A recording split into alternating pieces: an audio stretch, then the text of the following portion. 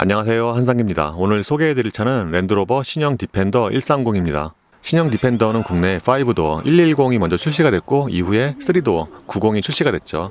그리고 이번에 130이 출시가 되면서 디펜더 라인업이 완성이 됐습니다. 그러니까 신형 디펜더는 바디 타입이 세 가지로 나오는 거죠. 디펜더 130의 가장 큰 특징은 이 차가 8인승이라는 거죠. 그러니까 시트 배열이 233이고요. 기존의 110에서 3열 시트가 추가된 개념이라고 할 수가 있겠습니다.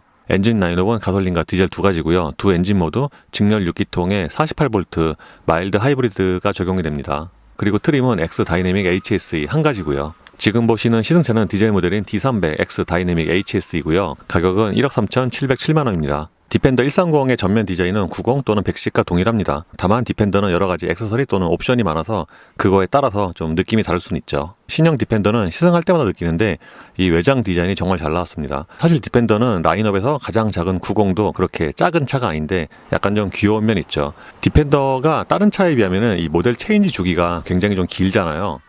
지금 이 신형 디펜더의 디자인을 보면은 향후 한 10년은 충분히 통할 정도로 완성도가 높은 또는 오래 봐도 질리지 않는 그런 디자인이라고 생각이 됩니다. 참고로 디펜더 130에는 세도나 레드라는 전용 색상이 추가가 되는데 이게 약간 좀 와인빛을 냅니다. 근데 디펜더는 이게 색상에 상관없이 모든 색상이 다 좀 잘 어울리는 것 같아요. 전면 디자인은 90 또는 110과 동일하다고 말씀을 드렸는데 이 측면에서 보면은 좀 차이가 많이 나죠. 그러니까 이 차가 휠 베이스는 기존의 110과 동일한데 저 뒤쪽을 34cm 늘렸어요. 그래서 옆에서 보면은 굉장히 좀 길쭉합니다. 그래서 디펜더 130의 차체 사이즈는 풀 사이즈에 해당이 되죠. 보통 휠 베이스는 동일하면서 리어의 오버행만 늘리면은 기존에 비해서 밸런스가 좀 깨져 보이거나 약간 좀 어색해 보일 수가 있는데 130은 그런 면이 거의 없습니다. 그리고 앞서서 말씀을 드린 것처럼 디펜더가 덩치에 비해서 약간 좀 귀여운 그런 얼굴인데 옆에서 보면은 그 크기가 좀 실감이 나고 특히 이 하얀색 같은 경우에는 약간 좀 신형 레인지로버 비슷한 그런 느낌도 있습니다. 참고로 이렇게 뒤가 늘어나면은 아무래도 오프로드 성능이 떨어지게 되는데 그걸 최소화하기 위해서 리어 범퍼의 디자인도 새롭게 했다고 합니다. 그리고 디펜더 130에는 전자식 에어 서스펜션이 기본입니다. 오프로드에서는 앞쪽은 71.5mm, 뒤는 최대 73.5mm를 올릴 수가 있고요. 그래서 지상고를 최대 430mm까지 높일 수가 있습니다. 가능한 도관 깊이는 900mm로 기존의 90 또는 110과 동일하고요. 참고로 이 차가 좀 높잖아요. 그래서 올로드에서 좀 편하게 승하차를 위해서 안전벨트를 풀면은 이 지상고가 50mm가 자동으로 낮아집니다. 디펜더는 요즘에 나오는 대부분의 SUV와는 달리 스페어 타이어가 이 테일게이트에 달리죠. 그래서 이거만 봐도 뭔가 이 차의 성격을 보여주는 것 같습니다. 참고로 이 스페어 휠 커버는 바디와 동일한 컬러가 적용이 되는데 그래서 뭔가 좀 일체감이 있습니다. 물론 이렇게 테일게이트에 스페어 타이어가 달리면은 그 룸미러를 통한 그 후방 시야가 좀 제한이 되는 면이 있는데 이 디펜더 같은 경우에는 디지털 룸미러가 있고 또 카메라가 많아서 그런 면을 최소화하는 것 같습니다. 예, 디펜더 130의 실내는 다른 디펜더와 동일합니다. 이 디펜더의 실내는 다시 봐도 디자인이 참 괜찮은 것 같아요. 디펜더 자체가 좀 희소성이 있고 개성이 넘치잖아요. 이 실내 역시도 다른 브랜드는 물론 랜드로버 안에서도 굉장히 개성이 넘치는 그런 디자인입니다. 전에 시승에서 말씀을 드린 것처럼 이 디펜더의 실내는 굉장히 기능적으로 오프로드답게 디자인이 됐지만 차의 성격 대비해서는 전반적인 내장재가 꽤 좋고요. 특히 도어 트림에 이렇게 철판이 드러나게 디자인한 거는 굉장히 좀 좋은 아이디어가 아닌가 싶습니다. 최근에 나온 랜드로버는 개선된 PE 프로를 사용을 하고 있는데 일단 이 모니터 자체가 이게 약간 메리트형과 돌출형의 그 중간적인 성격 같은데 그러니까 위치 자체는 돌출형과 비슷하고요. 반면에 이 뒤에 거치된 걸 보면은 메리편과 비슷한 게 아닌가 싶습니다. 그리고 전에 말씀드린 것처럼 이 뒤쪽에 또 뚫려 있어요. 그래서 뭔가 긴 물건을 여기다가 넣을 수도 있을 것 같고 또 다른 말로 하면은 뭔가 이 모니터의 그 냉각 또는 발열에 좀 더 도움이 될 것 같은 그런 구조입니다. 안쪽에 있는 인터페이스는 기존과 동일합니다. 기본 3분할이고요. 그러니까 홈 화면을 펼치면은 이렇게 크게 세 가지의 화면이 나오고 여기서 이렇게 페이지를 넘겨서 주요 정보를 확인을 할 수가 있습니다. 보시는 것처럼 굉장히 많은 정보가 여기 표시가 되고요. 예를 들어서 웨이드 센싱을 클릭을 하면은 그러니까 여기서 웨이드 센싱 또는 TR 정보 등등을 확인을 할 수가 있고 그리고 휠 정보를 누르면은 이 차가 오프로드잖아요. 그래서 오프로드 주행과 관련된 여러 가지 정보가 많이 표시가 됩니다. 예를 들어서 여기 고도가 있고요. 또는 수평계 또는 베어링 그리고 앞뒤 디퍼런셜 등등의 여러 가지 정보가 표시가 됩니다. 모니터 아래쪽의 공조장치도 다른 차들에 비하면 이게 위치가 조금 높은 편이죠. 그러니까 통상적으로 이 공조장치는 거의 이제 수직으로 있는 경우가 되게 많은데 이 차는 약간 비스듬하게 있고요. 그래서 눈에 좀 잘 들어오는 그런 위치입니다. 반면에 저번에 이제 말씀을 드린 것처럼 요즘에 나오는 랜드로버는 이 멀티펑션 다이얼로 이렇게 온도 조절이라든가 통풍 이런 걸 조절하는데 이게 처음에 익숙하지가 않으면은 그 조작 편의성이 좀 떨어질 수가 있죠. 예를 들어서 드라이브 모드도 이 버튼을 누른 다음에 이제 다이얼로 조작을 하는 거죠. 그래서 약간 좀 번거로울 수 있습니다. 참고로 130은 에어 서스펜션이 기본이죠. 심지어는 기어 레버의 위치라든가 이 디자인도 굉장히 기능적인데, 예를 들어서 통상적인 차들의 기어 레버보다 이게 위치가 좀 높죠. 그래서 운전대를 잡은 손과의 거리가 가깝고요. 그리고 센터 플로어는 플로팅 타입이라고 할 수가 있는데, 그러니까 이게 약간 좀 위치가 높은 편이고, 그리고 이 아래쪽에 또 뚫려 있어요. 그래서 이 아래쪽에도 꽤 넓은 수납 공간이 있습니다. 센터 콘솔 박스의 크기는 차 사이즈 대비해서는 조금 작은 편이고요. 그러니까 이 차는 지금 그 냉장고 옵션이 없네요. 저번에 말씀을 드린 것처럼 2열 시트의 전체적인 거주성은 괜찮은 편입니다. 제가 앉으면은 무릎과 앞시 사이에 주먹이 2개 정도가 들어가고요. 크게 조절이 되는 건 아니지만 등받이 각도도 뒤로 조절이 됩니다. 그리고 이 차가 전고가 높다 보니까 레그룸 대비해서는 그 머리 위의 공간이 굉장히 넉넉하고요. 심지어는 파노라마 루프 때문에 그 2열에 앉은 사람은 개방감이 상당히 좋죠.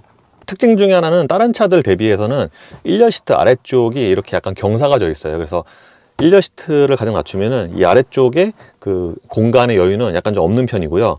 반면에 이 차가 전고가 높다 보니까 이 가운데 부분이 또 거의 평평하게 처리를 했습니다. 그래서 좌우의 공간감은 실제보다 더 넓은 것 같아요. 그리고 2열 승객을 위해서는 여기에 별도의 공조장치가 있고요. 3열로 들어갈 때는 2열 시트 왼쪽에 있는 이 레버를 당기고요. 이렇게 앞으로 밀면은 슬라이딩까지 됩니다. 그러면은 이 정도의 공간이 생기죠. 3열은 생각보다 공간의 여유가 있어요. 지금 2열 시트를 가장 뒤로 슬라이딩 시킨 상태인데, 그러니까 2열을 약간만 조절하면은 그 3열의 레그룸은 이거보다는 좀 더 여유가 있을 것 같고요. 결정적으로 보통 SUV의 3열은 헤드룸이 되게 부족한 경우가 많은데, 이 차는 머리 위에도 이렇게 공간의 여유가 좀 있습니다. 그래서 이런 게 좀 다른 SUV와 3열과 좀 차별화가 되는 것 같아요. 그리고 2열 시트를 앞으로 조금 슬라이딩 시키면은 이제 공간의 여유가 2열 레그룸이 더 있고요. 반면에 그 2열의 레그룸은 조금 줄어들 수 있겠죠. 3열 승객을 위해서는 여기 별도의 송풍구가 있는데, 그러니까 다른 SUV의 3열에 비하면 이 송풍구 위치가 조금 높은 편이죠. 그리고 열선이 있고요. 컵홀더도 하나가 마련이 됩니다. 결정적으로 다른 SUV의 3열에 비하면 개방감이 좋은 게, 이 차가 기본 디펜더도 2열이나 그 뒤쪽 트렁크에 뭔가 유리의 면적이 넓잖아요. 그렇다 보니까 3열도 이 옆유리 뿐만 아니라 이 위에도 이렇게 썬루프가 있어서 그러니까 전체적인 개방감이 좋은 것 같아요. 3열 썬루프도 이렇게 덮개가 있고요. 트렁크의 기본 용량은 389리터고요. 3열 시트를 저으면 1232리터, 2열 시트까지 모두 저으면 2391리터로 늘어납니다. 확실히 3열 시트까지 사용했을 때의 기본 트렁크 용량은 그게 크진 않죠. 그리고 이 트렁크 바닥 같은 경우에는 여기 공구가 있어서 여기 추가적으로 수납 공간으로 사용을 할 수는 없고요. 그리고 여기에도 이렇게 고리가 있고, 왼쪽에는 에어 서스펜션 조절 버튼이 있습니다. 이렇게 지금 내릴 수가 있고 또는 이렇게 올릴 수도 있고요. 참고로 3열 시트는 이 레버를 당겨서 이렇게 간단하게 접을 수가 있습니다. 그러니까 3열 시트 같은 경우에는 이거를 다 개별적으로 이렇게 접을 수가 있죠. 그리고 2열 시트를 완전히 폴딩할 때는 여기 있는 레버를 이렇게 한 번만 당기면은 이렇게 접힙니다. 이렇게 2, 3열 시트를 모두 접으면 굉장히 큰 공간이 생기고요. 이 차가 전고가 높다 보니까 폭보다는 그 상하의 높이가 더 큰 게 눈에 띄네요. 그리고 다른 SUV와는 달리 이 차가 이 트렁크 바닥부터 2열, 3열까지 뭔가 약간 좀 이렇게 층이 있죠. 예, 이번에 출시된 130으로 갈아탔고요. 디젤 모델입니다. 와, 저 방금 90 그 초기 거 보다가 이거 보니까 모니터 진짜 크죠. 모니터가 1인치 차이인데 이렇게 차이가 많이 날 수가, 세상에. 그리고 방금 90에 비하면 이게 색깔 때문에 그런가? 이 130이 뭔가 좀 더 고급스러워 보이는데요. 아까 제가 촬영했던 것보다도 근데 이거 클리어 사이드 정말 좋네요. 이거 바닥이 지금 이게 투명하게 보이잖아요. 바퀴만 보이고. 그러니까 뭔가 되게 실감이 나요. 디펜더 130 모델에는 나노엑스 기술로 실내에 박테리아 및 나쁜 균을 사멸시키는 나노엑스 기능이 탑재가 되어 있기 때문에 실제로 코로나균도 박멸이 되는 효과를 입증을 받았다고 합니다. 헐. 그렇기 때문에 실내에서는 계속 음이온을 코로나균도 박멸되는 효과를 입증을 받았대요. 실내 환경을 유지할 수 있는. 확실히 130이 90보다 뭔가 사양이, 물론 이게 이제 옵션에 따라 다르긴 하지만 랜드로버는 더 좋은데요. 예를 들어서 지금 이 차는 저 HD도 상당히 큽니다. HD에 저 오프로드 정보도 다 나오고 수평 뭐 이런 거 다 나오고 좋네요.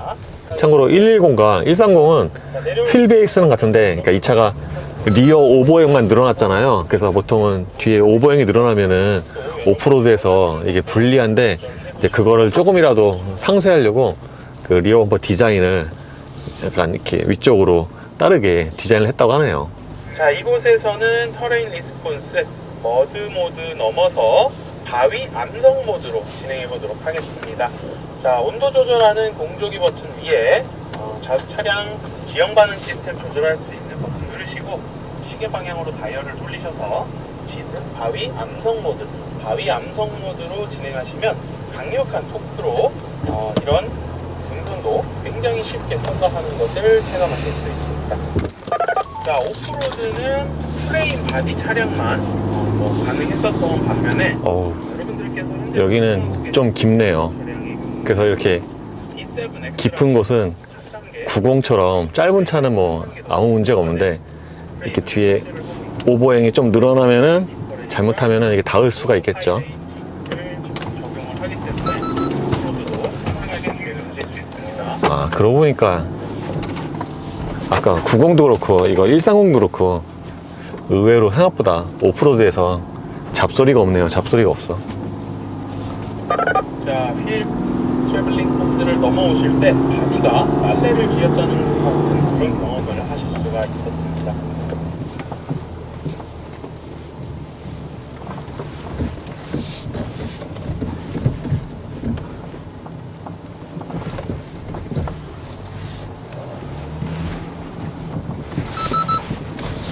네, 다음 차량 출발하겠습니다.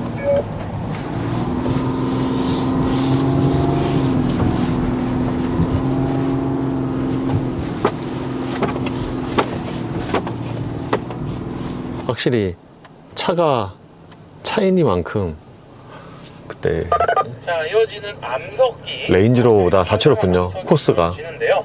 이곳에서는 안전을 위해서 마샬분의 통제에 따라서 안전하게 한 대씩 통과하도록 하겠습니다. 자, 이곳을 통해서 여러분들 디스플레이 화면에 현재 다륜구동 시스템의 정보가 나타나게 되는데요. 바퀴가 슬립이 어느 바퀴에 발생되는지 디스플레이를 통해서 확인도 하실 수 있고, 차량이 다소 심하게 움직이지만 안전하게 통과할 수 있는 거 차량을 믿고 진행해 보시기 바랍니다. 그러니까 여기는 그렇게 암석이 심하지 않은데 이어서 암석이 심한 걸 잘못하면은 차 고장나죠. 암석 모드 유지하신 상태로 진행해 주시기 바랍니다.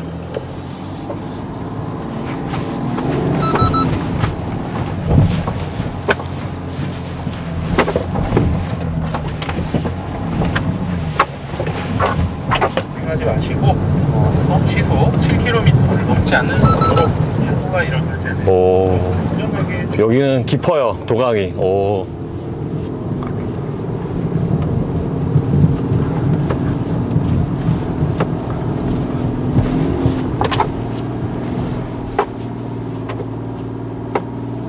버튼 누르시면 4곱하기4 정보 및 웨이드 센싱 버튼 확인하실 수 있는데요. 웨이드 센싱 버튼 누르시면 현재 도강하고 있는 도강 깊이, 수심 확인하실 수 있습니다.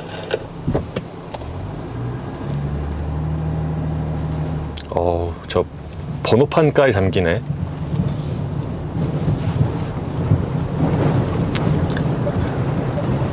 여기에 이렇게 실시간으로 표시가 되는군요. 그 파란 선으로. 물 안 들어오나? 근데 이게 좀 전에 이거 경고 떴어요. 경고. 여긴 좀 깊네. 좀 전에 경고 떴어요. 2번이나. 자, 900mm의 수심이 경보 0.9m. 까지 이렇게 간당간당하는 것을 아주 차가 물에 잠기는 것과 같은 경험을 해보셨는데요. 웨이드 센싱을 통해서 여러분들 놀라셨겠지만 안전하게 조건을 완료할 수 있었습니다. 자, 뽀글뽀글하는 소리와 함께 막 차가 물에 잠기는 것과 같은 그런 놀라운 경험을 하실 수가 있었는데, 차폐감이 우수하기 때문에 실내로 물이 유입이 되진 않습니다. 안전하게 차량을 믿고 진행해 주시면 되겠습니다.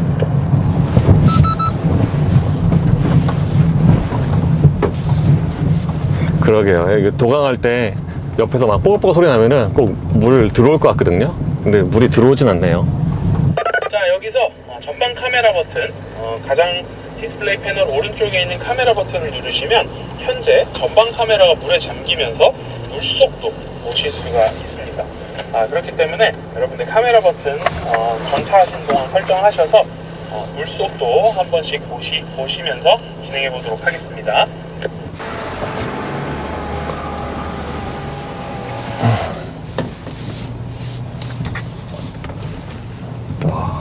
확실히 저 디펜더라 그런지 오프로드 코스가 되게 기네요. 평소보다.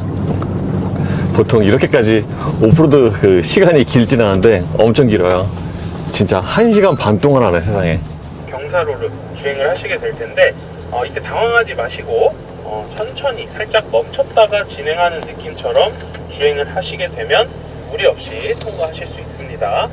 자, 첫 번째 참가자분 조금만 속도를 천천히 내실게요. 자, 이 경사각이 바뀔 때 상당히 큰 공포감 같은 것이 느껴지실 거예요. 자, 속도를 천천히 주행을 하시게 되면 안전하게 통과할 수 있습니다. 자, 현재 최대 경사 각도는 약 30도 정도로 이루어져 있고 여기 바로 께서 탑승하신 차량은 옆으로 가네요. 45도 경사 각도까지 전도가 되지 않는다고 말씀드릴 수 있겠습니다.